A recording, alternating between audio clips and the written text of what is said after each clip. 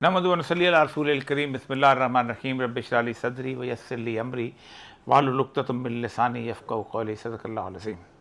हज़रात गिरामी 3 अक्टूबर है और 3 अक्टूबर में आज के दिन कम से कम 3 या 4 ऐसे जैसे कहते हैं सुलगते हुए मसाइल हैं कि जिनके ऊपर गुफ्तगू करना बहुत ज़रूरी है। कुछ तो हमारे लोकल अंदरूनी हैं और कुछ जो हैं वो बैरूनी उसके साथ हैं।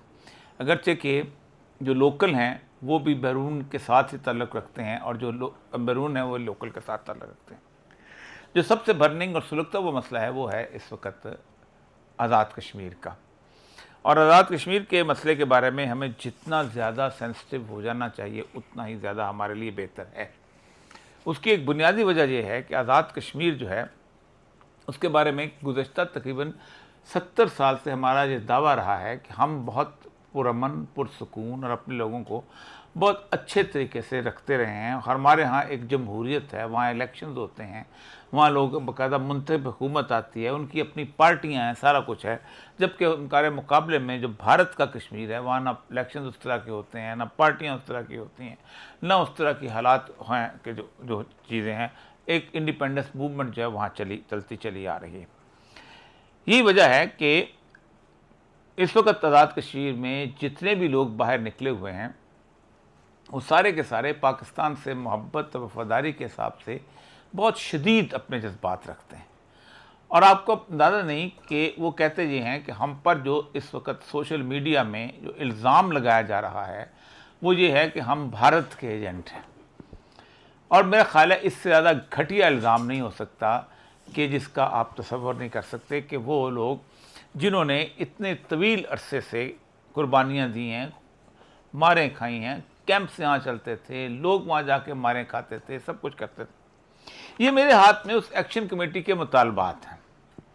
अगर मैं इन मुतालबात को एक एक करके पढ़ता चला जाऊँ तो आप हैरान होंगे कि इनमें से कोई एक भी मुतालबा ऐसा नहीं है जिसके बारे में आप कहा जाए कि ये मुतालबा किसी ऐसे शख्स का है कि जो पाकिस्तान से अलहदगी चाहता है। ये ऐसे लगता है कि ये किसी ऐसे शख्स ने ये मुतालबात ड्राफ्ट किए हैं जिसको बाकायदा पाकिस्तान के अंदर गवर्नेंस का इल्म था कि पाकिस्तान के अंदर कोई सूबा या कोई इलाका जो है कितने अच्छे तरीके से उसको चलाया जा सकता है। मैं आपको थोड़ा सा सिर्फ आहिस्ता आहिस्ता बताता जाता हूँ, तब आपको अंदाज़ा होगा कि ये सारे के सारे मुतालबात जो हैं इनमें से कोई भी शायद ऐसा नहीं है जिससे शायद कोई इख्तलाफ कर सके। यही वजह है कि अब वहाँ पर जो सूरत हाल बना दी गई है, तकरीबन 8 लोग जो हैं तो हुकूमत समझती है कि हमने शहीद कर दिए हैं और 3 इनके शहीद हो गए हैं। दोनों तरफ मारे जाने वाले शहीद ही होते हैं जो कि बिल्कुल बेचारे बेगुनाह सूरत हाल के अंदर मारे जाएँ। तो वो जो कैफियत बन गई है उस कैफियत के अंदर लावा जो है उससे पहले जब तक न रोका जाए तो मसला बन जाएगा। सबसे पहली बात उनका मुतालबा है हुक्मरान अशराफिया की मुराआत का खात्मा। वो कहते हैं कि हम साबका मौजूदा समेत इंतज़ामिया मुकन्ना की तमाम मुराद का खात्मा किया जाए।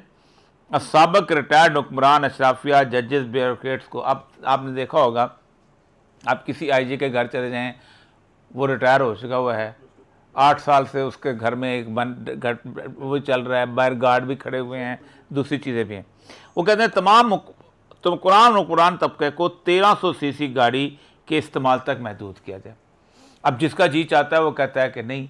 आपको शायद याद होगा कि जुनेजो ने 1000 सीसी पे लेके आ गया था और हमारे यार लोगों ने, डिप्टी कमिश्नर रात ने और जर्नैलों ने उन्होंने कहा था एक टूरिंग व्हीकल ख़रीद लो, और वो साथ साथ उन्होंने सुजुकी के साथ साथ एक जो है पराडो भी ख़रीदना शुरू कर दी। और उस वक्त तो पराडो नहीं होती थी, उस वक्त लैंड क्रूज़र होती थी और वो होती थी उस ऊपर वाली, वो जो क्या कहते हैं अपना कपड़े वाली।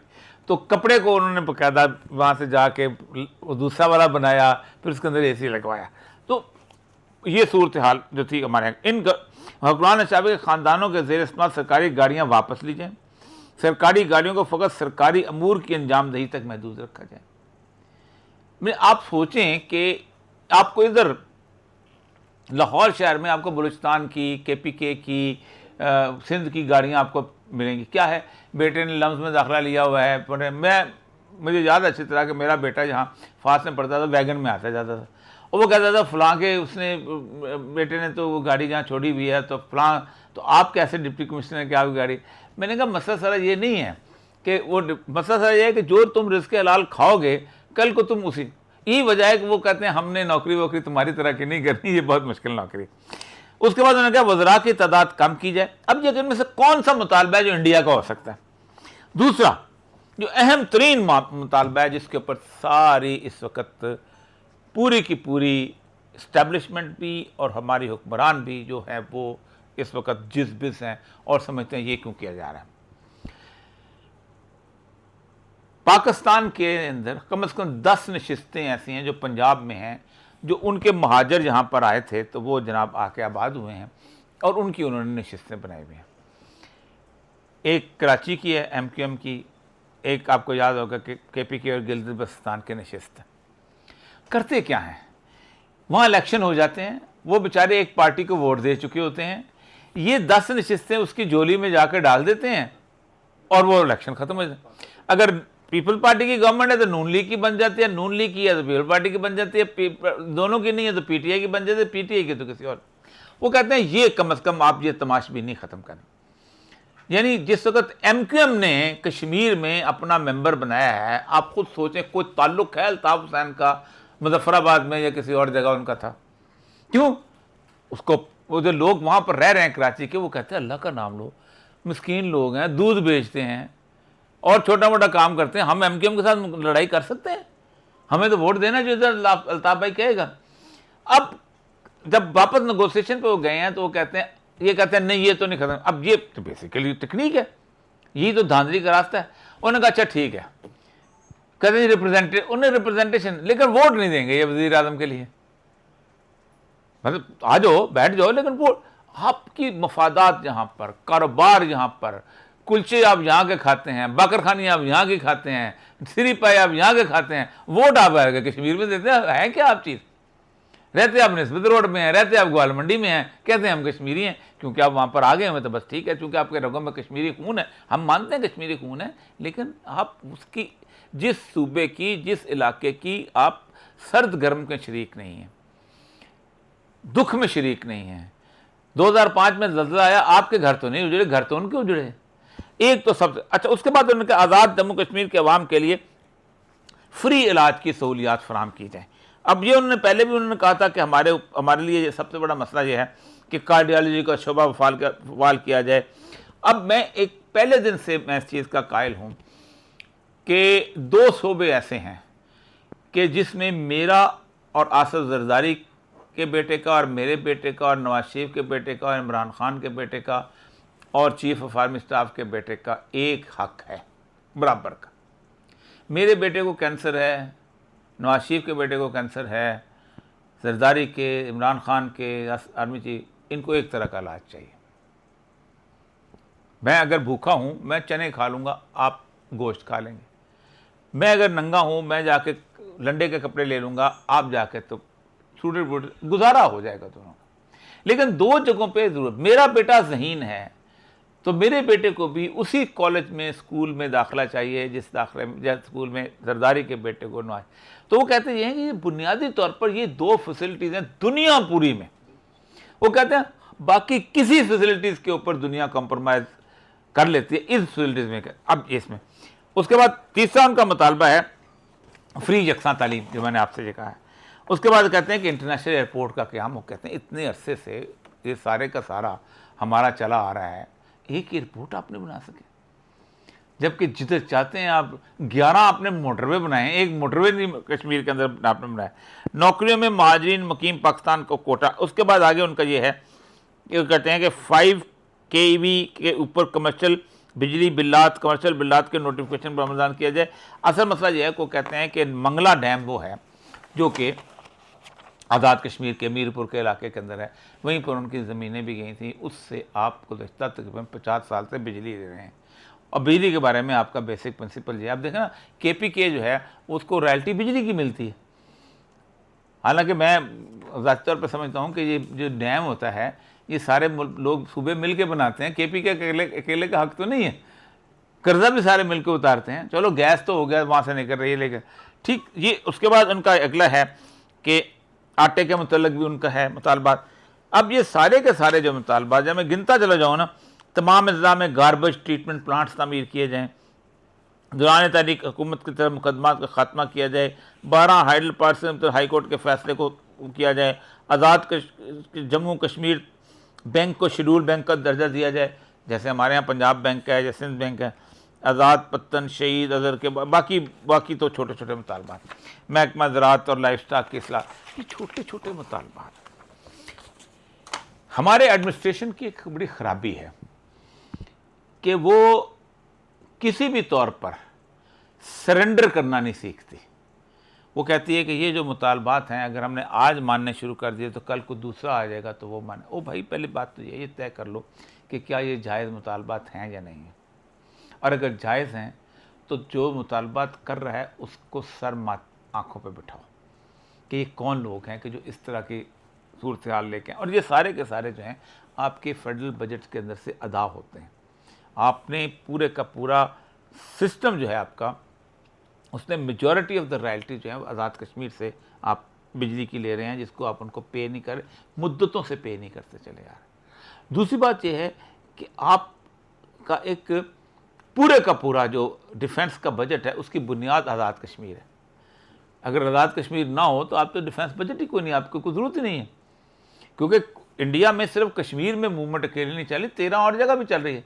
हम मीज़ू के लिए क्यों नहीं लड़ते, हम नागाराम के लिए क्यों नहीं, नागालैंड के लिए क्यों नहीं लड़ते, हम किसी और के लिए, क्योंकि बुनियादी तौर पर हम समझते हैं कि मुसलमान हैं और कश्मीर हमारा अनफिनिश्ड एजेंडा है। इसलिए एक तो ये इशू था जो मैंने आपके सामने रखा। दूसरा इशू है ये EU की कंपनी जो है, जो उनकी एक रिपोर्ट थी पाकिस्तान के जनरल इलेक्शंस के बारे में। पाकिस्तान के बारे में पहली दफ़ा हुआ है कि यूरोपियन यूनियन ने बददियानती की है। ये रिपोर्ट जो है ये आए हुए 1 साल हो गया है, इन्होंने शाया नहीं की, और उसके बाद हुआ ये कि इसको आज से 1 महीना पहले एक साइट वाले ने चोरी करके छाप दी। इस रिपोर्ट के अंदर उन्होंने कहा है कि 8 फरवरी के इलेक्शन के अंदर 2-3 ऐसे किरदार हैं कि जिन्होंने पाकिस्तान के अंदर इंतहाई घटिया किरदार अदा किया है जहाँ तक इलेक्शन का तल्लुक। एक उन्होंने चीफ इलेक्शन कमिश्नर का नाम लिया है, एक उन्होंने चीफ जस्टिस का नाम लिया है, इस तरह और बाकी लोगों का किया है, और उन्होंने कहा है कि इसके अंदर वो तमाम तर जितने भी उन्होंने प्रोज एंड कॉन्स बताए हैं और अब उन्होंने जारी कर दिया। अब मैं आता हूँ कि ये क्यों जारी किया और इसकी वजह क्या है। ये क्यों इसलिए जारी किया है कि हमने गुज़श्ता तकरीबन 10 दिन पहले या 15 दिन पहले से हमने एक काम में लगे हुए थे, और वो ये था कि हमने 8 मुल्कों के साथ मिल के, इस्लामी मुल्कों के साथ मिल के, हमने ट्रंप के साथ साथ हमने उसके साथ इसराइल के सामने सजदा रेज़ी की है। और हालत हमारी ये है, औकात हमारी ये है, ये मैं आपके सामने रखता हूँ तो आप हैरान हो जाएंगे कि हमने 8 मुल्कों ने ये ड्राफ्ट जो है ये हमारा जो है वो बनाया, और उस ड्राफ्ट को बनाया नेतन्याहू के आने से 1 दिन पहले। और उसके बाद हुआ क्या, उसके बाद हमने ये ड्राफ्ट जो था ट्रंप को दे दिया। ट्रंप ने ये ड्राफ्ट जो है वो नेतन्याहू को पेश किया। नेतन्याहू ने उसके अंदर ये तब्दीलियां की, ये रेड पेन से जो लगी हुई है, मैं आपको बताता हूँ कौन कौन सी तब्दीलियां की हैं उसने, और उसने इसके अंदर हमारे मुंह पे दे मारा कि ये है तुम्हारी औकात। मकसद क्या है? मकसद ये है कि गज़ा के अंदर मुसलमान मुल्कों की एक फ़ोर्स तैयार की जाए जो गज़ा के उन निहत्ते लोगों के साथ जाके लड़े, जो काम इसराइल करता था वो हम करें। इसीलिए ये देखें, इसहाक डार साहब का जो बयान मेरे हाथ में है, उन्होंने कहा है कि सबसे पहले 20,000 लोग जो हैं ये वो कौन भेजेगा? वो भेजेगा इंडोनेशिया। ये देखो, Pakistan weavers after the Gaza deal draft reveals that Indonesia has committed 20,000 troops. Islamabad expected to make a decision soon. ये 20,000 क्या करने जाएंगे? ये 20,000 वहाँ जाके अपना रास्ते में वार करेंगे, सड़कें बनाएंगे, पुल बनाएंगे, अस्पताल बनाएंगे। ये 20,000 बुनियादी तौर पर उन 21 लाख लोग हैं इस वक्त गज़ा के अंदर कि जो कहते हैं हम हथियार नहीं उठाएंगे। आप अंदाज़ा करें कि इसके अंदर जो ड्राफ्ट जिसमें उसने ट्रंप ने नेतन्याहू ने चेंजेस किए हैं, उसने यही कहा था कि उन्होंने कहा था कि ये जो है ना, ये जो हमास है, ये असला जो है ये सरेंडर करेगी इसराइल के सामने। उन्होंने कहा जब तक फ़लस्तीनी अथॉरिटी नहीं बनती, उसके इलेक्शंस नहीं होते, उसका वज़ीर आज़म और सदर नहीं बनता, हम उसको दे सकते हैं असला, हम किसी और को नहीं दे सकते। 2 साल तक सारे इस्लामी ममालिक ने वहाँ लोगों को मरते देखा, शहीद होते देखा, बच्चों को प्यास से बिलबिलाते देखा, लेकिन किसी भी तौर पर कभी सोचा तक नहीं कि हम वहाँ करेंगे। जब मुकम्मल तबाही आ गई, जिस दिन इसराइल ने पहला हमला किया था 85.7 लीटर पानी था फी बंदा। आज उन्होंने सारे कुएं तबाह कर दिए। आज गजा में 5.6 लीटर पानी रह गया एक बंदे के लिए। तो जब पानी नहीं रहेगा तो लोग प्यास से मर जाएंगे। वहां पर पूरे के पूरे गजा के अंदर 1 स्क्वायर किलोमीटर, इतनी जगह जो होती है, इतनी एक स्क्वायर अपना गज जो है मीटर, 1 मीटर यही होगा, इतना ही होगा, इस मेज जितना, उसके ऊपर 75 किलोग्राम जो है वो मलबा पड़ा हुआ है पूरे गजा में। 70% बाग उन्होंने उसके जैतून के तबाह कर दिए हैं, 100% हॉस्पिटल तबाह कर दिए हैं। लेकिन शाबाश है गजा के लोगों को कि उन्होंने कहा हम छोड़ के नहीं जाएंगे, हम में से कोई हिजरत नहीं करेगा, हम में से कोई महाजर नहीं बनेगा, मरेंगे यहीं मरेंगे, आओ हमें यहाँ के दफन करो। इसीलिए इसराइल जो है 2 सालों में 22 लाख लोगों में से 70,000 लोगों को शहीद कर चुका है। और बाकी जिम्मे किसके लगाया? मुसलमान मुल्कों के, कि आप तशरीफ़ लाएं और आप हमारे साथ लड़ें और ये चीज़, और ये पूरे का पूरा जो माहिदा है वो सारे का सारा। अब मैं आपको थोड़ा सा उसके चीज़ें जो उसने चेंजेस की हैं उसको ज़रा सुनाता हूँ तो आप हैरान होंगे। ये माहिदा है जो कि नेतन्याहू साहब को पेश किया गया। If both side agrees to this proposal the war will immediately end, Israeli forces will withdraw. ठीक है, अब उसमें लिखा हुआ था to the battle line as of when the Witkoff proposal was presented. ठीक है, ये विटकॉफ प्रपोजल थी जो आनी थी, ये उसने काट दिया अपने हाथ से, ये हाथ तक कटा हुआ है इसके अंदर, ये दिखा देंगे उसका। Agreed upon line to prepare, ये अपने इसने कहा agreed upon line to prepare for a hostage release, बंदे रिलीज करेंगे तब हम। जो अहम तरीन चीज़ है वो ये देखिए, यहाँ पर पूरी पूरी लाइन उसने ऐड की हैं नेतन्याहू ने। विल देख, Hamas and other factions agree to not to have any role in the governance of the Gaza, directly, indirectly और इन एनी फॉर्म। ना हम उसको हमास को हुकूमत में देंगे, ना डायरेक्टली ना इनडायरेक्टली। यहाँ तक उसने सब्र नहीं किया, उसने आगे ऐड किया, उसने कहा all military terror and offensive infrastructure including tunnels and weapon production facility will be destroyed and not to be rebuild. उनकी फैसिलिटी सारी तबाह कर दी जाएंगी। There will be a process of demilitarization of Gaza under the supervision of independent monitors, which will include placing the weapons permanently beyond use through an agreed process of decommissioning and supported by the internationally funded buyback and reintegration program, all verified by the independent monitors. Independent monitors कौन है? Europe, America. ये 8 मुल्कों का ये था कि इस्लामी ममालिक होंगे, बाकी लोग। उन्होंने कहा नहीं, इनको हम खरीदेंगे, अगर ख़रीदना चाहेंगे, डिस्ट्रॉय करना चाहेंगे, डिस्ट्रॉय करने। ये है सूरत। फ्रीडम फ्लोटिला वहाँ पहुँच चुका हुआ है। ठीक है, उनकी अपनी है, अच्छी बात है, उन्होंने जाके वहाँ एहतजाज किया, वहाँ जाके लड़े तो नहीं, लेकिन ज़मीर को उन्होंने थोड़ा सा झंझोड़ा। काफ़ी है उनके लिए, बहुत है। बेचारे मेरे जैसे लोग, जैसे सेनेटर मुश्ताक मेरे जैसा कमज़ोर मसली का आदमी है, यही कर सकता था बेचारा कि वहाँ चला जाए, वहाँ जाके लड़े, वहाँ जाके खड़ा हो, एहतजाज करे। बाकी भी लोग तकरीबन 400 के करीब, 499 के करीब वो लोग हैं इस पूरे फ्रीडम फ्लोटिला के अंदर। तो और वो जो है वो अपना उसमें शामिल हैं। अब इस वक्त कुछ को गिरफ़्तार कर लिया हुआ है, कुछ के इर्द गिर्द जो हैं वो सारे के सारे इसराइली फोर्सेस हैं। ये है सिचुएशन। इस सिचुएशन के अंदर क्या पाकिस्तान, क्योंकि 4 दिन की मोहलत दी है ट्रंप ने हमास को, अगर हमास ने रिफ्यूज़ कर दिया हम नहीं मानते तो क्या हम जाएंगे, और अगर हम जाएंगे तो किस कीमत पे जाएंगे। और दूसरी बात यह है कि ये जो आज़ाद कश्मीर का इशू, अगर आज हमने इसको रिजॉल्व ना किया, 2-1 दिन डॉक्टर रिजॉल्व ना किया, तो आप देखें 1 दिन की बात है, इंटरनेशनल एमनेस्टी का बयान, फलाने का बयान आना शुरू हो गया। जो प्रोपेगेंडा कल हम इंडिया के ख़िलाफ़ करते थे, कल वो हमारे ख़िलाफ़ करना शुरू हो जाएंगे। और जो इस वक्त सूरत हाल है बलूचिस्तान की, KPK की, गिलगित बल्तिस्तान की, आज़ाद कश्मीर की, आप खुद सोचें कि हम उसके बाद क्या सूरत हाल में होंगे।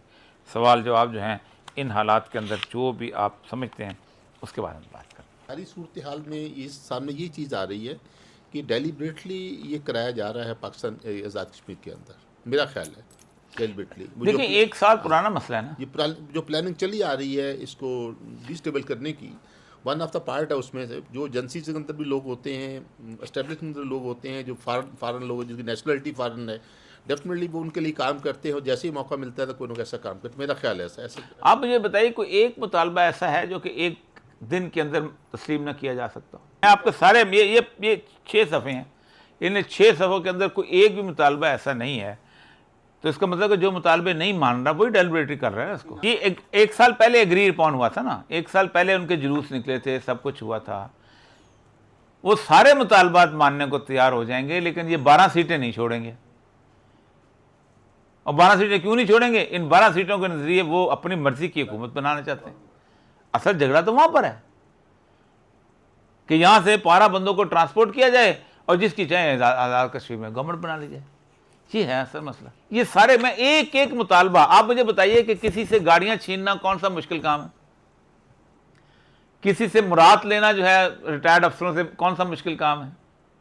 1300 सीसी तक महदूद करना ये कौन सा मुश्किल काम है? कि जब से पाकिस्तान बना है डेलिब्रेटली हमें रिश्वत की तरफ धकेला गया और आहिस्ता आहिस्ता रिश्वत का माल खाने वाली औलाद जो नस्ल थी, जो नस्ल जवान हो रही है या जवान हो चुकी है, वो हराम का माल खा के उनके अंदर वो सख्त नहीं रही कि वो एहतजाज करे, वो उस चीज़ को प्रोटेक्ट करे। यहाँ तो ये सिलसिला बन चुका हो। 1947 से लेके 1988 तक, बल्कि 85 तक पाकिस्तान में करप्शन नाम की कोई चीज़ नहीं थी।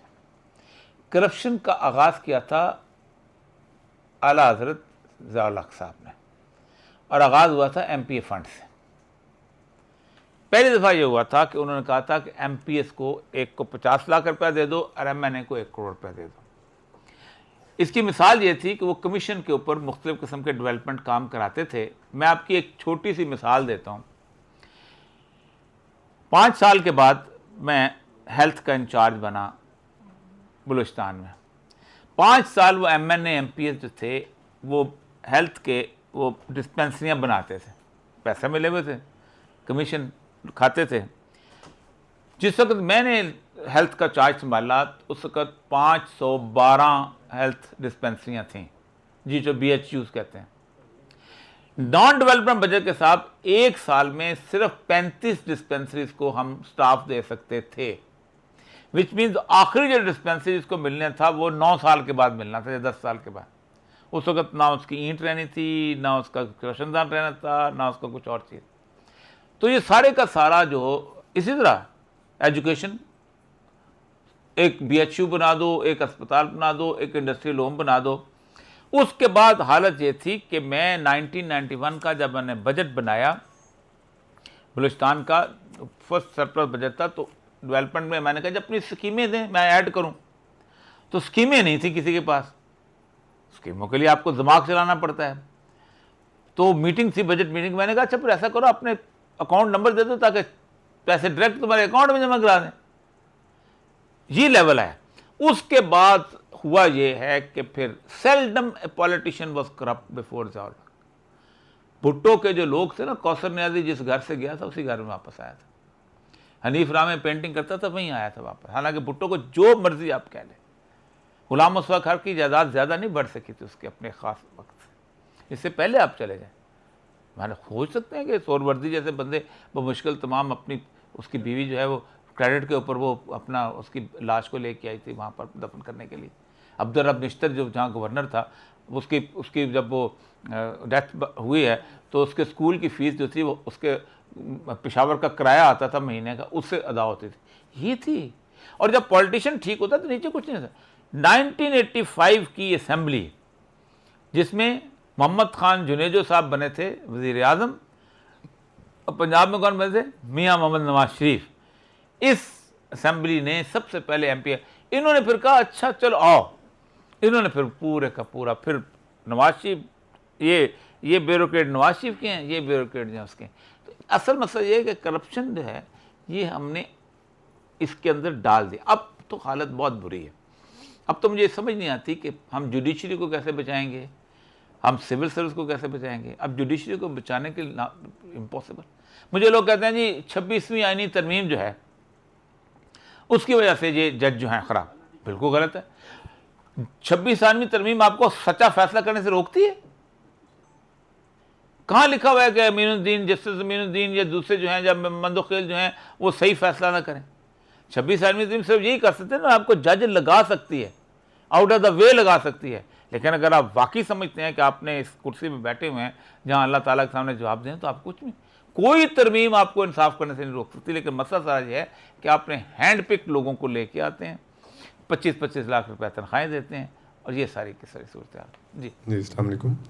सर अभी आपने कहा कि 3 नाम जो है यूरोपीय यूनियन दिए, जो 8 फरवरी का इलेक्शन जो है जिसमें जिन्होंने किरदार अदा किया, उसमें आपने 2 नाम तो बता दिए। एक चीफ इलेक्शन कमिश्नर का बता दिया, दूसरा आपने चीफ जस्टिस ऑफ पाकिस्तान का बता दिया। लेकिन आई थिंक मेरे ख्याल से तीसरा किरदार जो मरकज़ी किरदार तो वही है। अगर वो किरदार ठीक होता तो शायद ये 2 किरदार कोई अपना किरदार अदा ना कर पाते। देखिए, उन्होंने भी, मैं रिपोर्ट की बात, रिपोर्ट मेरे सामने है, उन्होंने रिपोर्ट वालों ने भी मुझसे ज़्यादा जरूरत नहीं दिखाई, उन्होंने भी नाम नहीं लिया। ठीक है, उन्होंने भी उल्ट घुमाग फरा के उन्होंने कहा है कि जी मिलिट्री इस्टेब्लिशमेंट और ये वो चाहते थे, ये वो फिर उन्होंने अनवारुल्लाह काकड़ पे डाल दिया। तो ये मेरे सामने ये रिपोर्ट मैं आपके सामने मैंने उसमें दिखाई भी थी। ये वाली रिपोर्ट है पाकिस्तान जनरल इलेक्शन, ये कुल 168 सफ़े की रिपोर्ट है, और ये उसके एक्सट्रैक्ट्स हैं जो मेरे सामने पड़े। सर ये चंद माह पहले की बात है जब हालात काफ़ी कशीदा हो चुके थे गज़ा में, तो पाकिस्तान के जो उलमा जो हुकूमती इमा पर जिनके सारे अखराजात मराहत हैं, तो वो सब ने जहाद का ऐलान कर दिया कि जहाद फ़र्ज़ हो गया, जहाद फ़र्ज़ हो गया, तो अब निकलो। तो अब वो सारे मुल्ला कहाँ गायब हो गए हैं? पाकिस्तान का मोहल्ला तो काफ़ी अरसे से सोया हुआ है। पाकिस्तान के उलमाए कराम जो हैं, देखिए मेरी बात सुनें, एक बात तय है कि आप कहते हैं कि जहाद कौन करेगा? रियासत करेगी ना, मुल्ला तो नहीं करेगा। मुल्ला को भी आपने कहा रियासत करेगी, तो करना तो चाहिए था कि रियासत को मजबूर करें कि जाएँ जाके लड़े। इस्माइल हानिया ने खड़े होकर कहा था कि अगर पाकिस्तान की फ़ौज जो है, ये नेशनल उसमें अपना कन्वेंशन सेंटर में कहा था, एक दफ़ा थ्रेट कर दे तो हमारे बच्चे मरने बंद हो जाएंगे। 57,70,000 फ़ौज है 56 इस्लामी मुल्कों की, ट्रेंड। कोई असला ऐसा नहीं जो हमारे पास नहीं है।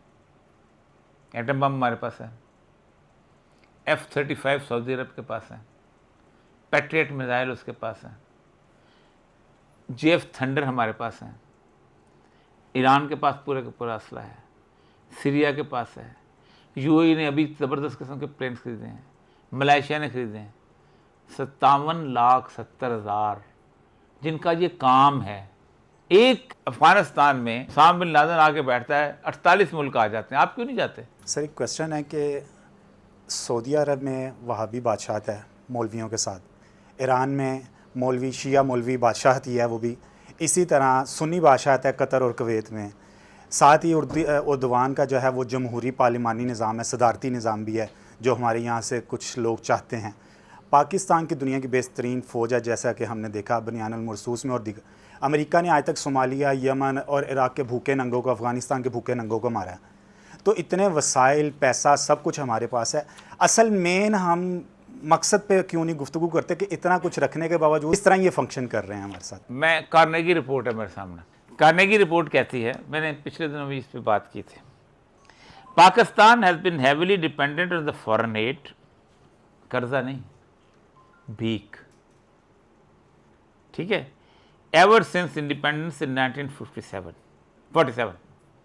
1947 से हम एड ले रहे हैं। फ्रॉम 1960 से लेके 2002 तक कितने साल बनते हैं? 42 हैं जी, 42. The country received $73.1 billion. हमने भीख ली है 42 सालों में 73 अरब डॉलर। IMF में कितना लेने जाते हैं? 1 अरब, 1.5 अरब, 2 अरब। किसके पेट में गई है? सोमालिया के क्या कर? हम खा रहे हैं, हम पी रहे हैं, हम याशी कर रहे हैं। ये आपकी पूरी आपको लिस्ट दिखाता हूँ कि किस साल जो है हमारी जो थी एड बढ़ी है और किस साल में कम हुई है। पूरी लिस्ट मेरे पास मौजूद है कि जिसमें हमने कब हमें ज़्यादा मिलती रही है, कब हमें कम मिलती रही है। सॉरी, अब तो वो भीख देते हैं, वो आपको छुपाएंगे। वो तो बढ़ चढ़ के बताते हैं कि हमने इतने पैसे इसको दिए, इतने पैसे इसको दिए।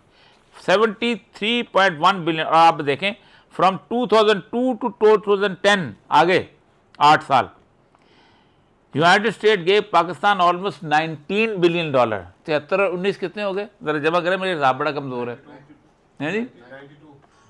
हाँ, 92 अरब डॉलर।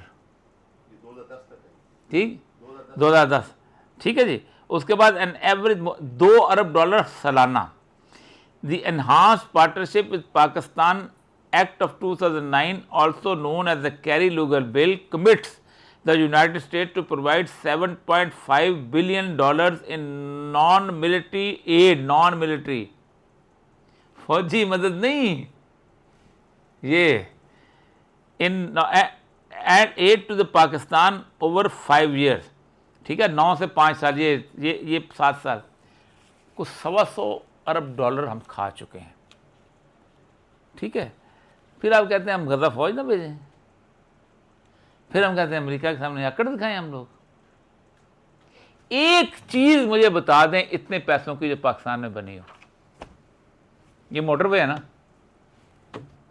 3 अरब डॉलर लगा लो, बना पौने 3, 2.5 पौने 3 का था। ये 4 अरब डॉलर चाइनीज एड का है, ये उसमें शामिल नहीं है, हालांकि वो एक लोन है, एड नहीं है वो। मैं लोन डालता हूँ, ये पूरा सखर वाला 4, 2 अरब डॉलर का लगा लें अपना, वो जो है तरबेला लगा लें, मंगला आधे अरब डॉलर का बना था। ठीक है, ये सारा मिला मिलू के 10 अरब डॉलर से ज़्यादा काम नहीं लगता। बाकी 90 डॉलर का हिसाब, अरब डॉलर का हिसाब दे दें। एक मुल्क था एक्वाडोर, उसका हुक्मरान जीत गया राल्फ कोरिया, बड़ा ज़बरदस्त आदमी था, बहुत कमाल आदमी। उसने कहा कि मैं कर्जा नहीं देता हूँ जो तुमने दिया हुआ, ये तो एड है ना, मैं भीख की बात कर रहा हूं, मैं कर्ज की बात, कर्ज देना है हमने 160 अरब डॉलर जो है वो लहदा है। उसने कहा debt which has been accrued for the benefit of the few is illegitimate. वो कर्जा जो चंद बड़े लोगों की फायदे के लिए लिया जाता है वो इलिजिटिमेट है, नाजायज है, हम नहीं देते। उसने इनकार कर दिया, उसने वहां से बॉन्ड विड्रॉ कर लिए वॉल स्ट्रीट से, पिटते हुए से कहता है, रोते हुए आ गए, निगोशिएशन करो। ब्रसल से अरब साहब को बुलाया, उसने सारी ऑडिट किया। 89 वो कहता था मैं परसेंट नहीं देना, 87 पे माने कि ठीक है नहीं देते 87, हम तुमसे कर्जा नहीं मांगते, ना वो एटमी ताकत है ना कोई और चीज़ है, बड़े रूटीन की बात, ना वो खादम सान रजी वाली बात है कि आया जगौरी की बात नहीं, आपकी गैरत की बात होती है। उसने कहा ये अर्जेंटीन के, उसने पता क्या कहा था, उसने कहा ये मुल्क मेरा सरबराह था, इसकी ये जायदादें फ्रांस में हैं, ये था इसकी ये जायदादें अमेरिका में हैं, ये वाली जायदादें इसकी, ये जायदादें बेच के कर्जा वसूल कर लो, अगर फिर भी रह गया फिर हम दे देंगे। कितना आसान नुस्खा है। बीमारी का इलाज सिर्फ एक ही है, और बीमारी का इलाज बुनियादी तौर पर यह है कि आप जो भी सिस्टम लेके आए, देखें आप जो भी सिस्टम लेके आए उसकी एसेंस उसके ठीक हो। दुनिया में अंदर जितने भी मुल्क हैं वो किसी न किसी रूल ऑफ लॉ की बुनियाद पर चल रहे हैं। अगर खिलाफत में इंसाफ नहीं है तो वो तबाह है, अगर जमहूरियत में इंसाफ नहीं है तो वो तबाह है, अगर अपना बादशाहत में इंसाफ नहीं है तो। अल्लाह ने एक ही जिम्मेदारी लगाई है पैगम्बरों की, बार बार सुनाया है, अरसलना रसुलना बिलबय्यिनात, हमने पैगम्बरों को उतारा निशानियाँ दे के, व माहुमुल किताब, और किताब दे के, किसी तरह वल मीज़ान, और तराजू भी दे के, लियकुम अन्नास बिलकिस्त, ताकि लोगों के दरमियान इंसाफ कायम करें। आप इंसाफ कायम कर दें, जिस दिन आप ये 90-95 बिलियन डॉलर वाले पेड़ फाड़ के उनमें से पैसा निकाल लोगे, वो मुल्क खुशहाल हो जाएगा। तो यही ऐसे ही हुआ है। आप मुझे बताएं, दुनिया में जहां दुनिया में बड़ी बड़ी जमहूरियत आई हैं, क्या वो खून के दरिया अबूर करके बगैर आ गई हैं? 10 साल फ्रांस में खून बहता रहा है। ये जो उसका चार्ल्स अव्वल था, उसका इंग्लैंड का, उसके उन्होंने लंदन ग्रेट ब्रिज पे रख के उसकी गर्दन जो थी वो छुरे से काट दी थी। उनका किंग था, तुम्हारी ऐसी की तैसी, तो हम लोग को बहुत बादशाह समझता है।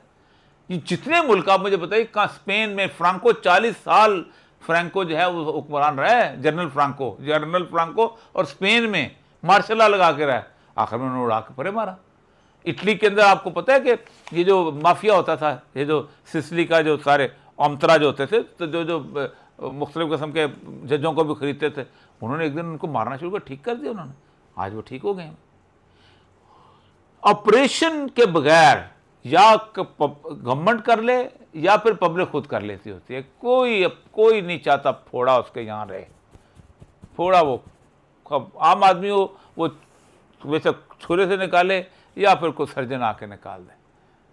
और ये दुनिया का दस्तूर है। अल्लाह ताला कहता है ये दुनिया मेरा बाग है, वो बाग को तबाह नहीं होने नहीं देखता वो जब तक वो जिसको माली का काम आता है उसी को बाग देता है। जब तक मुसलमानों को आता था इनको मिला हुआ था, जब हमें काम ख़त्म छोड़ दिया, हमें मालिक उसे छीन लिया। क्यों दे? आप अपना बाग ऐसे बंदे को देंगे, बेशक वो मुसलमान हो, बेशक वो आपका अपना बड़ैच हो, बेशक वो आपका अनाई हो, आप उसको कहेंगे कि तुम मेरा बाग पाओ, तुम्हें मालिक का काम? आप कहेंगे नहीं भाई, बेशक वो ईसाई हो, बेशक वो अपना कोई और कमी हो, मालिक का काम आता है, बाग उसको दूंगा। तो अल्लाह का बाग ऐसे थोड़ी जो दिया जा सकता। अस्सलाम वालेकुम सर, मैं शकील अहमद पाशा मेरा नाम। आप सिविल हिस्सा रहे हैं बलूचिस्तान में। 4 दिन पहले या 3 दिन पहले ये जो धमाका हुआ कोयटा में, कोई ऐसा हुकूमती लेवल पे या किसी ने सिविल जो ब्यूरोक्रेट्स यहाँ रहेंगे, कोई इस तरह को कंसेंसस हुआ जाए या असल मसला क्या है? ये मतलब ख़बरों में ये आता है कि आज BLA के ये इतने ये फितनातुल ख़वारिज और ये। देखिए, बलूचिस्तान का मसला बड़ा गंभीर है, अब बन गया। ये वो बलूचिस्तान था जहाँ मैंने 24 साल गुजारे हैं।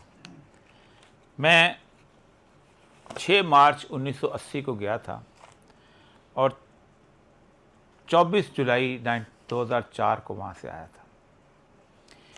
इस पूरे अरसे के अंदर बलूचिस्तान में एक भी डकैती का केस नहीं हुआ था। इस पूरे अरसे के अंदर हम लोग 500 किलोमीटर जो थे बग़ैर गनमैन के ट्रेवल करते थे। तफ्तान से निकलते थे, कोयटा आते थे। जिस जगह ये ट्रेन का हादसा हुआ है, इस जगह के अंदर बोलान की नदी है ये। इस नदी के अंदर हर 10 किलोमीटर 5 किलोमीटर के ऊपर एक फैमिली बैठी होती थी जो पिकनिक मना रही होती थी। यहाँ कोई तस्वर नहीं, रातों को हम ट्रैवल करते थे इसके अंदर।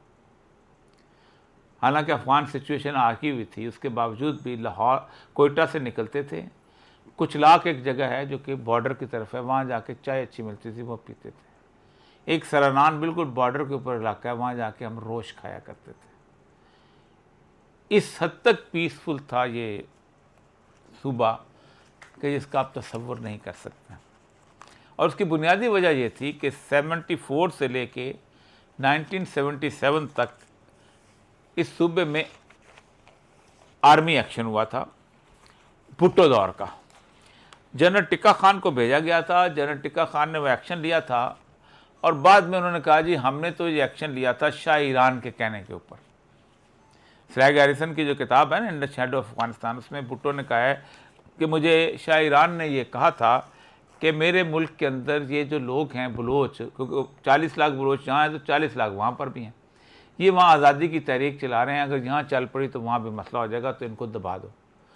तो शाह ईरान तो वहाँ फ़ौज ना भेज सका, हमने शाह ईरान के कहने के ऊपर फ़ौज भेजी थी।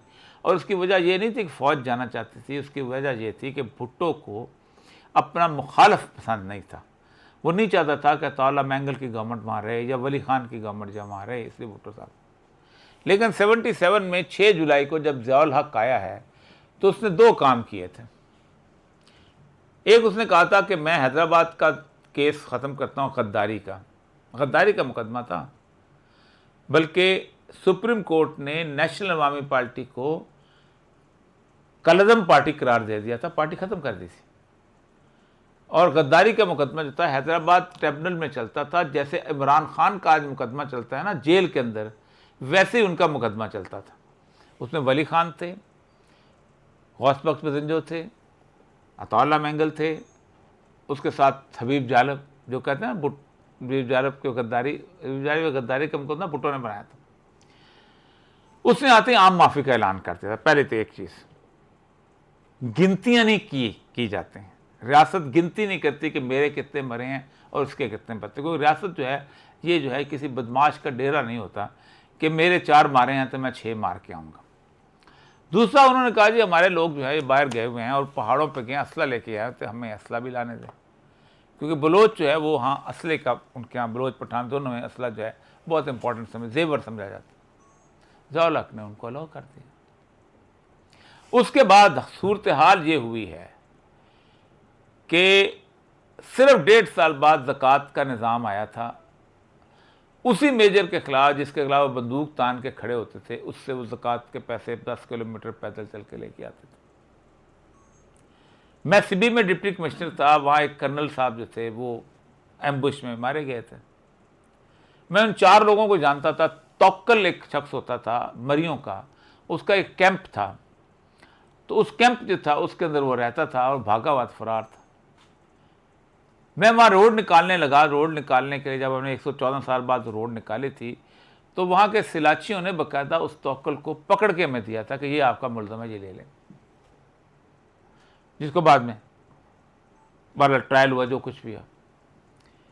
ये वाली कैफियत थी जिस वक़्त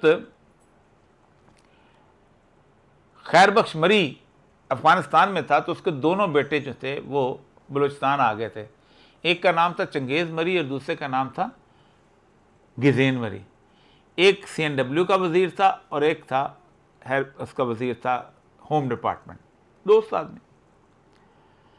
चंगेज़ मरी सरदार है, आज का नवाब है। चंगेज़ मरी के बारे में कहते थे कि एक वोट जो है खैर बख्श मरी का देना है, और खैर बख्श मरी के ज़्यादा एंटी पाकिस्तान नाम कोई नहीं था। लोगों ने वोट दिए, चंगेज़ मरी जीता। खैर बख्श मरी ने पार्टी बनाई थी हक तवार। मैंने उसको 25-25 लोगों को जलसे से खिताब करते हुए देखा है। उसने एक करताल वो रहा, 2 साल इलेक्शन हुए, 1997 में वो जीता है। अगले जो इलेक्शन हुए थे, मैं ख्याल 1992 में, तो 97 में अगले हुए थे। उसमें जब हुए तो एक ऐसे आदमी से हारा था जो कि बलोच जिसका होना भी मशकूक था। लोग कहते हैं कि ये बलोच नहीं है, वालद सिंधी है या वालदा सिंधी है, वालद।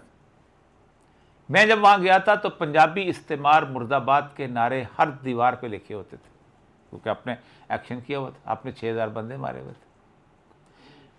1983 का इलेक्शन वहाँ पर आया, लोगों ने काउंसलर को गाली देना शुरू की कि ये काउंसलर चोर है, पैसे खाता है, हमारे सामने खाता है। भाई हमने पंजाबी को ऐसी गाली देते हैं। 85 का इलेक्शन आया। 85 के इलेक्शन के अंदर लोगों ने कहा वो जाम गुलाम कादर जीता था, वो जाम साहब तो बात पुराना चोर है भाई। इस तरह की बातें करना शुरू हो गए थे, भूल गए थे, नारे खत्म होते शुरू हो गए थे। आहिस्ता आहिस्ता आहिस्ता आहिस्ता वापस ख़त्म होते गए। 1999 में मुशर्रफ साहब ने कू की, अकबर बुगटी का इंसिडेंट किया, पंजाबी को गाली वापस आ गई। क्यों किया आपने? इसलिए कि आप चाहते थे कि वो इलाका डिस्टर्ब रहे अमेरिकन के कहने के ऊपर। आप उस इलाके के अंदर इंटरनेशनल फोर्सेस को प्ले विथ करवाना चाहते थे। मैंने पहले आपको बताया कि भुट्टो ने कहा कि मुझे शाह ईरान ने कहा था कि आर्मी एक्शन करो, मैंने किया, और 4 साल अपने बंदे भी बनवाए, फौज के भी, उसके भी। अब कौन आज से 5 साल बाद बोलेगा कि मुझे फलां ने कहा था आर्मी एक्शन करो, और आप सब बेवकूफ़ में से। ये BLA आज आपको याद आ रही है? 20 साल हामिद करज़ई की और अशरफ गनी की हुकूमत रही है वहां पर। सारे के सारे इंडियन 10 जो थे वहां पर बने हुए थे कॉन्सुलेट। किसने बनाए हुए थे? अमेरिका ने। अमेरिका आपका यार था। आप तो अमेरिका को 3 अड्डे दिए हुए थे उस वक्त। आपने वहां पर हालत ये थी कि पूरे के पूरे उस पूरे इलाके के अंदर आपने इल्ज़ाम लगाते थे कि अभिनंदन भी वहीं से आता है, वाकई भी यहाँ पर आता है, लेकिन हामिद करज़ई को आप रेड कारपेट रिसेप्शन देते थे, अशरफ गनी को आप रेड कारपेट रिसेप्शन देते थे।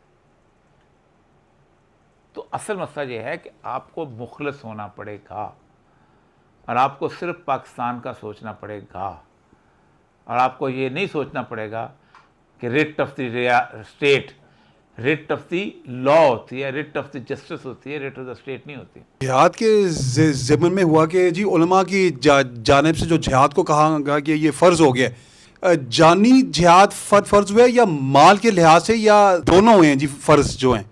देखिए कुरान पाक में जिहाद का लफ्ज़ इस्तेमाल नहीं हुआ। सूरह निसा की आयत है, मालकुम ला तुकातिलून फ़ी सबीलिल्लाह, तुम्हें क्या हो गया कि तुम अल्लाह के रास्ते में किताल क्यों नहीं करते हो? किसके लिए? वल मुस्तज़फ़ीना मिनर रिजाल, वो लोग जो कि कमज़ोर हैं, मर्द, व निसा औरतें, वल विल्दान लज़ीन और बच्चे छोटे छोटे, क्या कहे, यकूलूना, जो पुकार पुकार कर कहते हैं रब्बना अखरजना मिन हाज़िहिल क़रियति ज़ालिम अहलुहा, ए अल्लाह हमें इस जालिमों की बस्ती से निकाल ले। ठीक, और आगे क्या कहते हैं, वजल्लना मिन लदुनका वलियन वजल्लना मिन लदुनका नसीरा, और हमारे लिए कोई अपना दोस्त भेज दे, कोई अपना मददगार भेज दे हमारे लिए। तो यहाँ जहाद का तो तस्वर ही नहीं, यहाँ तो कताल है सीधे सीधा। अल्लाह ने कोई बीच में रौला ही नहीं रखा है। इसीलिए फ्रीडम फुटेला से ज़्यादा कताल की ज़रूरत है और उन लोग वहाँ जाने की ज़रूरत है। ये अभी आपने खुद ही बात की कि जिहाद जो वो ना रियासत का काम है। अब अगर रियासत ना करे इसको, फिर पहली बात तो यह है कि अगर रियासत आपकी नहीं कर रही, इस तरह की रियासत है कि जो आपको जिहाद से रोकती है, तो फिर आप अफ़गानिस्तान में किया ना आपने। कौन से मुल्क से जब मुजाहिद नहीं आया था? मिस्र से आए थे, यमन से आए थे, सऊदी अरब से आए थे, हर जगह से आए थे, क्योंकि अमेरिका को अच्छा लगता था वो जहाद, वो किताल हमने किया। उसामा बिन लादेन कहाँ से आया था? सऊदी अरब में होता था ना, फिर सूडान चला गया, वहाँ से आया। ऐमन ज़वाहिरी कहाँ से आया था? मिस्र में था ना। यहाँ तो और है ना, अब कोई जाएगा उसको तो ये जाने नहीं देंगे, रोक देंगे उसको, तो फिर उसको आप उतने ही फत्तकुल्लाह मस्तताअतुम, अल्लाह का तकवा इख्तियार करो जितनी आपकी इस्तिताअत है, लेकिन आप कम से कम ये तो कह सकते हो कि तुम जाओ। आज ना बड़ा मैं कंफ्यूज हो गया आपकी बातों से ना। इसकी सर वजह ये है कि एक पाकिस्तान है, एक मुस्लिम वर्ल्ड है, तो आपने जो बिल्ड किया ऐसे लग रहा है कि पूरे पाकिस्तान के 57 मुल्कों के जो भी हमारे नज़रियाती अकायद हैं या जो भी हमारी आइडियोलॉजी इस्लामिक है, उन सर के मुजरम शायद पाकिस्तानी हैं। लेकिन फिर भी चलें, इसको मैं अपनी सवाल की शक्ल में थोड़ा सा बिल्ड करके लेके आता हूँ। सर लीबिया दुनिया के एक ऐसा मुल्क था। कौन सा? लीबिया। आप हमसे बहुत बेहतर जानते हैं कि वो एक काइंड ऑफ वेलफेयर स्टेट था। दुनिया को हर तरह की, वहाँ की आवाम को सहूलत थी, सब कुछ था, लेकिन मुअम्मर कज़ाफ़ी अपनी हिफाजत नहीं कर सका। फिर आते हैं नेक्स्ट इराक़ की तरफ, कुवैत पे हमला कर लिया, लड़ाई ईरान से कर ली और फ़ारग हो गया, तबाह हो गया। इराक़ पे झूठ मूठ का उन्होंने जो हवा बनाया कि एटॉमिक वो बनाने जा रहे हैं या वहाँ पे ख़तरनाक हथियार हैं, हमला कर दिया, क्लियर कर दिया। फिर वापस आ जाएं इधर मिडल ईस्ट की तरफ, लबनान कमज़ोर हो गया, फिर शाम बशार अल असद और रशियन के साथ मिले, फ़ारग हो गए। फिर मिस्र को खामोश कर दिया गया या वो खामोश हो गया। इसी तरह जॉर्डन कमज़ोर हो गया या समझें कि कमज़ोर कर दिया गया। अब सो कॉल्ड हम कहते हैं अफ़गानिस्तान के, वो अमानी गैरत का भी हम जिक्र करते हैं। वो अमानी गैरत वालों की गैरत भी अब ये नज़र आता है कि शायद उस बॉर्डर तक ही है, ना कश्मीर का जिक्र है ना फ़लस्तीन का जिक्र है, और उसमें लंबी जदोजहद हमने भी करके देख ली। अब जिस सवाल की मैं तरफ आना चाहता हूँ, फिर आपने मुशर्रफ का जिक्र किया कोयटा के रेफरेंस से और बलूचिस्तान के रेफरेंस से, और भुट्टो साहब का भी जिक्र किया ऑपरेशन का, और ये भी नज़र आता है या ये फीलिंग आती है कि शायद बलूचिस्तान का मसला पता नहीं पंजाब की वजह से या सिर्फ लीडरशिप का मसला था। हालांकि फैक्चुअल बात है कि वहाँ की ना तालीम हासिल हुई उन लोगों को, ना सहूलतें मिली, ना आज भी वहाँ के हालात बुरे हैं, जबकि वहाँ के फंड्स उनको मिलते हैं।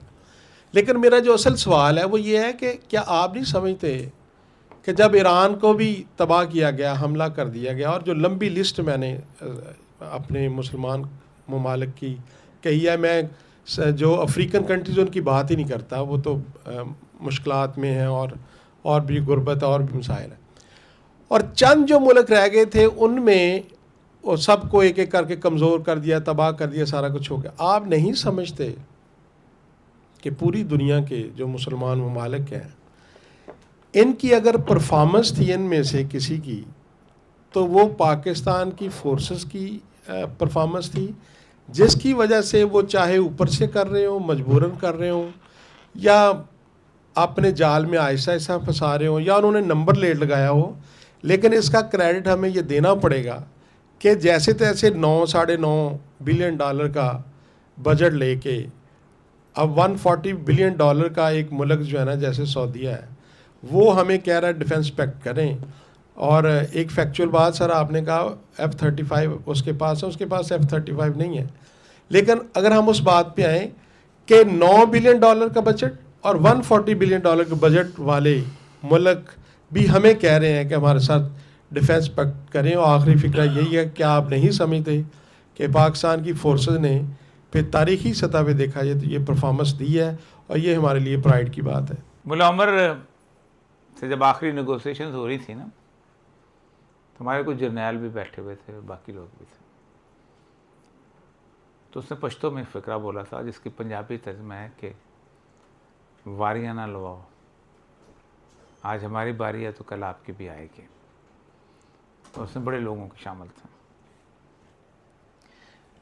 जब इराक़ पे हमला हुआ था तो हम तमाशा देख रहे थे, जब लिबिया पे हमला हुआ था हम तमाशा देख रहे थे,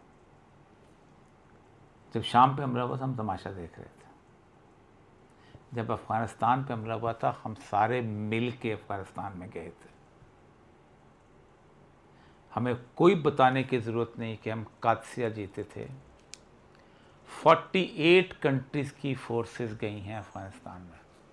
आप कहते हैं ना, आज मैं उस पर भी आता हूँ कि आज क्या सूरत हाल है, क्यों जाएं वो। सारों ने, तुर्की की फ़ौजें अफ़गानिस्तान में थी, पाकिस्तान की 57,000 सॉर्टीज़ पाकिस्तान से हुए थे, 3 अड्डे हमने अमेरिका को दिए हुए थे, 650 बंदा हमने पकड़ के दिया था, 1,75,000 फ़ौज हमने लगाई थी, सऊदी अरब ने उनके बंदे पकड़ के दिए थे, मिस्र ने दिए थे। एक पहली बात है कि उसका भी भूल चुके हुए हैं इस मामले के अंदर। 48 कंट्री, दुनिया की हैरान कुन तरीन जंग है जो 20 साल लड़ी गई है। जब से 100 साल से, जब से सेकेंड वर्ल्ड वॉर 100 साल के करीब, चलो 80 साल हो गए, उस वक्त से आज तक दुनिया की किसी जंग फौज ने कोई जंग नहीं जीती, सब प्रॉक्सी से जीती। वियतनाम की जंग अमेरिका से किसने जीती? गुरीले ने। फिलीपीन की जंग किसने जीती? गुरीले ने। कोरियन वॉर किसने जीती? गुरीले ने। उसके बाद वहां से अफगानिस्तान की जंग किसने जीती? गुरीले ने जीती। 7 लाख फौज थी सद्दाम के पास, 7 लाख फौज, बेहतरीन, लड़ा किसी और ने। असल मसला ये है कि हम सारे जितने भी मुस्लिम हुक्मरान हैं ना, ये और मुस्लिम उम्मा दोनों मुख्तलिफ हैं। हुक्मरान उन्होंने ख़रीदे हुए हैं, ये उनको कभी इकट्ठा नहीं होने देंगे। जिस दिन यूरोपियन यूनियन इकट्ठी हो सकती है, हम इकट्ठा होंगे तो कहते हैं दे वांट खिलाफा पैक। जिस दिन आप इकट्ठे हो गए उस दिन मामला ठीक हो जाएगा। सिक्योरिटी पैक्ट, अब तो सऊदी अरब का तो सिक्योरिटी पैक्ट कब छोड़ दें, वो ख़त्म हो गया। अब तो गज़ा के लिए था, अब तो नज़र आ गया ना। अब वो no more security pact of 2 countries, अब तो वो 8 मुल्कों का पैक्ट हो गया। अब तो 8 आ गए उसके अंदर। और वो क्योंकि अगर आप अकेले सिक्योरिटी के साथ करते हैं ना, मैं आपको मिसाल देता हूँ, उसकी किताब है उसकी वुडवुड की। ज़िया-उल-हक गया था सऊदी अरब के पास कि हम आपको दे देते हैं सिक्योरिटी, क्योंकि तुम्हारे पैसे बहुत खर्च होते हैं अमेरिका के, क्योंकि जो किंग था ना उसने कहा था हमारे बहुत खर्चा होता है अमेरिकन का, तो आप अपने ट्रुप स्टेशन कर दें। ये गया था मेरे ख्याल जून में, तो पाकिस्तान अबाउट टू स्टेशन, तो अगस्त में बहालपुर हो गया था। पाकिस्तान की एग्रीमेंट सऊदी जो है वो जिसे कहते हैं ना, उनके लिए अमेरिका के लिए एक ज़बरदस्त किस्म की पैसे कमाने की जगह आपको आने देंगे, वो इम्पॉसिबल, वो तो उसको चाहिए था। एक तो ये है। दूसरी, जहाँ तक इस बात का ताल्लुक है, मैंने ये नहीं कहा कि पाकिस्तान 57,70,000 फौज जो है मलेशिया से लेके अब तक, और अब पाकिस्तान अकेला नहीं रह गया भाई, 8 मुल्क आ गए हैं, जिनमें से 4 ने तो इसराइल को तस्लीम किया हुआ है, मिस्र ने तस्लीम किया हुआ है, यूएई ने तस्लीम किया हुआ है, उर्दन ने तस्लीम किया हुआ है, और उसके बाद एक और है जी कतर, है जी टर्की ने तस्लीम किया हुआ है। ठीक, पीछे रह गया कौन? कतर, पाकिस्तान और सऊदी अरेबिया। इंडोनेशिया ने भी किया हुआ है। हम 3 रह गए हैं। हम 3 इसलिए हैं कि हम समझते हैं, हमारे लोग समझते हैं कि जी पाकिस्तानी खड़े हो जाएंगे। मुझे नहीं लगता आप खड़े होंगे, जो हालात जा रहे हैं, कि जो हमारी सूरत हाल ये है कि हम तो एक ज़माने में हम समझते थे कि हम इसराइल को तस्लीम किया तो हम परख्शे उड़ा देंगे। जो हालात आज चौथा दिन है, मैंने और यही सऊदी अरब को भी अंदाज़ा हो गया कि लोगों को अब कुछ नहीं। यही वजह है कि रसूलुल्लाह सल्लल्लाहु अलैहि वसल्लम की वो हदीसें अब पूरे होने का वक्त आ गया हुआ है। वैलुल लिल-अरब मिन शर्रिल किताब, आपने बस तबाह हो जाएंगे अरब, एक भी जिंदा नहीं रहेगा दुनिया का, नक्शे में मौजूद नहीं हो। ईरान, आपने सुना अरब से पहले ईरान तबाह हो जाएगा मुकम्मल तौर पर, क्योंकि गुज़श्ता आपने ईरान ने जब से इनकलाब आया है, ईरान ने सिवाय मुसलमानों के साथ जंग करने किसी और से की नहीं। 17 प्रॉक्सीज की, शाम में लड़ रहा है, इराक में लड़ रहा है, कुवैत में लड़ रहा है, बहरीन में लड़ रहा है, यमन में लड़ रहा है, मुकद्दसात बचाने के लिए लड़ रहे हैं। अल्लाह का रसूल सल्लल्लाहु अलैहि वसल्लम कहता है काबा जो है तुम्हारी बड़ी हुर्मत है, लेकिन काबे से ज़्यादा एक मुसलमान की इज़्ज़त है। आप कहते हैं नहीं, हम मज़ार बचाने के लिए निकलेंगे। लड़ रहे हैं। अब उनको अंदाज़ा हुआ कि हमने गलत कर रहे थे। अब हालत ये थी कि अब आपके जब चाहें जिस जगह चाहें वो अमेरिकन आके मारते हैं। आपका इराक़ का सियासत वो मारा उन्होंने, प्रेसिडेंट उन्होंने मारा, इस्माइल हानिया आगे ठहरा उन्होंने मारा, और आप आए तो उसके बाद खड़े हो गए। तो मुस्लिम उम्मा जो है, जब तक आप इकट्ठे नहीं होते कुछ भी नहीं है, ख़त्म है बिल्कुल। सर मेरा सवाल थोड़ा सा हट गया मौजू से। क़ायद आज़म साहब ने जो क़याम किया था ज़ियारत में, ये किसका फ़ैसला था? और ज़ियारत में क़ायद आज़म के अलावा भी किसी ने, बड़े लीडर ने क़याम किया है, और ये फ़ैसला सही था या गलत था? देखिए, ज़ियारत में क़ायद आज़म तो बड़े कंफर्टेबली रहा है। ये जो हमने मिथें बनाई हुई हैं ना क़ायद आज़म के बारे में, ये जो कहानियाँ, डॉक्टर सफदर महमूद की एक किताब है सच तो ये है, वो बाकायदा जाके उसकी एम्बुलेंस की बाकायदा उसके अंदर प्रेजेंस देख के आया कि लियाकत अली खान वहाँ मौजूद था, जैसे उस एम्बुलेंस का मसला वहीं पर मौजूद था। और क़ायद आज़म जो था वो ज़ियारत से बेहतर तो खूबसूरत थे कि दुनिया का 2nd बिगेस्ट जोनेपर फॉरेस्ट है, और जोनेपर फॉरेस्ट में क़ायद आज़म को ले गए तो ट्यूबरक्लोसिस का उनका मर्ज था, वो वहाँ पर लेके गए थे। तो वहाँ तो मैं तो खैर ज़ियारत में रहा हूँ, मैं तो खैर उस सिबी का डीसी होता था, तो वो ज़ियारत उसका हिस्सा था, फिर बाद में अलहदा हो गया, वो डिस्ट्रिक्ट बन गया हुआ है। तो ज़ियारत में तो जो उसके वो एक तोती खान होता था हमारे साथ, वो जो क़ायद आज़म की खिदमत करता था, तो बड़े मज़े से रहता था। क़ायद आज़म को ट्यूबरक्लोसिस था, और टीबी सैनिटोरियम सिर्फ 3-4 ही थे पूरे मुल्क के अंदर। एक आपका कोयटा का टीबी सैनिटोरियम था, एक आपका शामली का मरी टीबी सैनिटोरियम था, एक आपका मैं ख्याल शिनक्यारी में डाडर का जो है टीबी, डाडर का टीबी सैनिटोरियम है। ये 3-4 सैनिटोरियम थे, और तो कहीं सैनिटोरियम खुली हवा, ऑक्सीजन। और जो कोयटा के लोग भी डॉक्टर्स कहते हैं कि उसके लिए आइडियल 3 जगह जो थी वो ज़ियारत थी ट्यूबरक्लोसिस के लिए, ताकि पोल्यूशन ना हो। ज़ियारत में आज मतलब कभी गाड़ी नज़र नहीं आती, तो उस वक्त तो क्या होगा। और वो जो रेजिडेंसी आप देखें, मैं तो खैर मैं तो खैर बच्चों के साथ कम से कम 100-150 दफ़ा गया हूँगा। उससे ऐसा घास शायद ही मैंने दुनिया में स्विट्ज़रलैंड में नहीं देखा जैसा घास वहाँ पर, तो खूबसूरत जगह थी। ये कहानियाँ बनी हुई हैं, जो मर्जी बनाते हैं जिस तरह के। पाकिस्तान बनने के बाद कायद-ए-आज़म ने एक ही पॉलिसी स्टेटमेंट दी है, और वो स्टेट बैंक के इफ्तिताह के मौके पे कि इस मुल्क में सूद नहीं होगा। कायद-ए-आज़म की और पॉलिसी स्टेटमेंट नहीं है। ठीक। तो आपने ये जो आप कैसे करते हैं कि फेडरल शरीयत कोर्ट या सुप्रीम कोर्ट सूद ख़त्म कर देगी, ये तो कभी नहीं ख़त्म करेंगे। सूद ख़त्म हुआ है जापान में, रशिया में, और ग्लोबल क्रंच जो हुआ है अमेरिका में, वो हालात का जबर पड़ा है, तो उन्होंने फ़ैसला किया कि सूद को उन्होंने ख़त्म कर दिया। तो अब ये आप तवक्को करना कि जी फेडरल शरीयत कोर्ट का फ़ैसला आएगा, सुप्रीम कोर्ट का, इससे सूद ख़त्म नहीं होगा। ये अब कि आप कहते हैं जी बैंक एक ही चीज़ बेचता है, ट्रस्ट बेचता है, अल्लामा इकबाल ने कहा है। हाँ, तो बैंक के पास और कोई चीज़ नहीं। तो अब ये सूद ट्रस्ट बेचता है, तो ग्रामीण बैंक अखुवत जिस तरह बन एक शख्स बना सकता है, तो ये लाखों करोड़ों की जो इस्लामी जमातें हैं फिर बना लें, अपना बैंक बना लें। ये बैंक आप समझते हैं कि ये फ़ैसलों से सूद ख़त्म नहीं होगा। तो ये आप दुनिया में कभी ऐसा होता है, पूरी दुनिया की बैंकिंग में क्राउडिंग आउट पॉलिसी, कि आप क्राउडिंग आउट आप समझते हैं कि बैंक क्या कर रहा है, ये पूरी दुनिया में कोई बैंक इस तरह नहीं करते। ये जो इंस्ट्रूमेंट बैंक हमारे जो चलाते हैं, तो इस पे कोई डिटेल प्रोग्राम करें सर। जी मैं इंशाल्लाह करूँगा, मैंने बहुत काम किया। मैं आखिरी जो था, मैं आज से कुछ 6 महीने पहले मैं गया था फेडरल शरीयत कोर्ट में। एक तो फैसला फेडरल शरीयत कोर्ट ने दे दिया हुआ है, और उसके ऊपर हमें बेवकूफ़ बनाया साग डालने के, जी गवर्नमेंट विड्रॉ करेगी, और साथ यूबीएल को कह दिया तुम चले जाओ।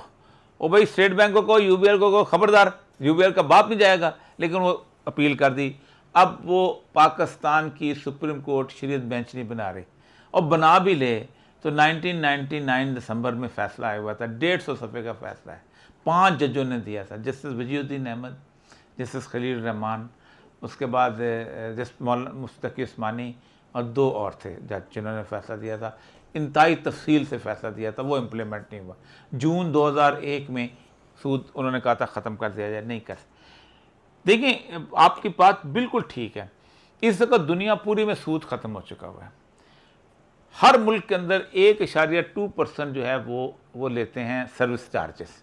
वो कहते हैं अगर हम सूद लेंगे तुम्हारे मत। पाकिस्तान में 11% है। 1959 में इंडिया में बैंक नेशनलाइज हुए थे। हमारा जो 68% कर्जा है वो हमारा लोकल बैंकों से लिया हुआ है। आज अगर आप बैंक नेशनलाइज कर लें तो आपका 59% कर्जा जो ख़त्म हो जाता है।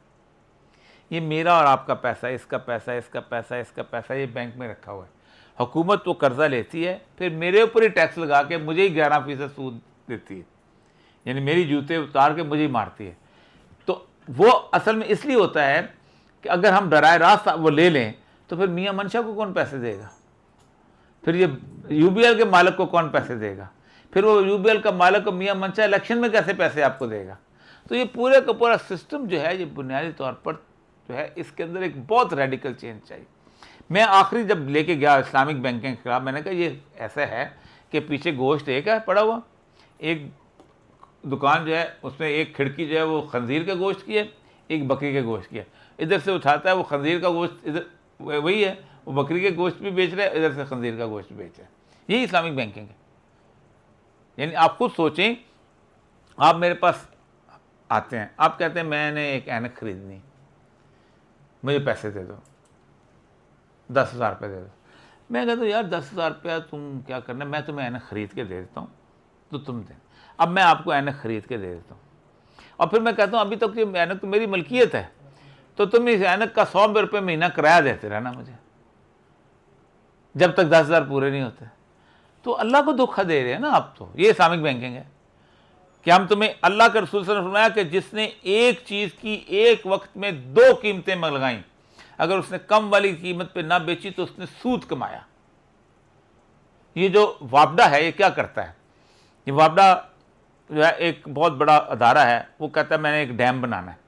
उस डैम के लिए वो SPV कहते हैं, स्पेशल पर्पस व्हीकल, एक कंपनी बनाता है जिसमें वापडा के 6 लोग होते हैं डायरेक्टर्स, और आम लोगों में से 4 लोग होते हैं। वो कंपनी जो है वो पहले कहती है, वैल्यूएशन कराती है कि हमने डैम बनाना है। डैम कहते हैं 50 अरब रुपये का मिलेगा। अब वो 50 अरब रुपये का डैम जो है वो वैल्यूएशन करके वो बैंक के पास जाते हैं, हमें मीज़ान बैंक के पास, किसी इस्लामिक बैंक का, हमें कर्जा ले दें, इस्लामिक कर्जा। कहते हैं ठीक है, वो उसका स्कूक जारी करते हैं, बॉन्ड, मैं आप सब लोग ख़रीद लेते हैं।